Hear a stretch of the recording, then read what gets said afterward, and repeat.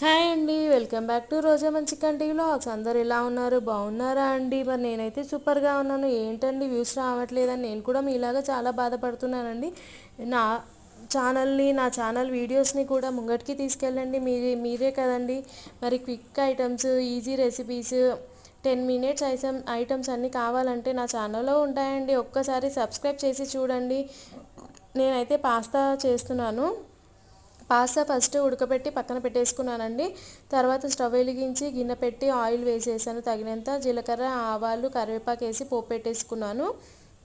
సన్నగా కట్ చేసిన ఆనియన్స్, టమాటానే తీసుకున్నాను నేనైతే. మీకు కావాలంటే అన్ని వెజిటేబుల్స్ వేసి కూడా చేసుకోవచ్చండి.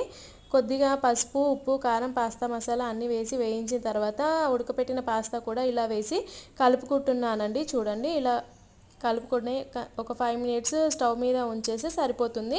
పాస్తా అనేది మనకి రెడీ అయిపోతుందని. ఓన్లీ 10 minutesలో రెడీ అయిపోతుంది పాస్తా కూడా. ఇలాంటి మంచి మంచి వీడియోస్ మరి కావాలా మీకు? చెప్పండి కామెంట్ బాక్స్లో. మంచి మంచి వీడియోస్ చూడాలంటే సబ్స్క్రైబ్ బటన్ కొట్టండి.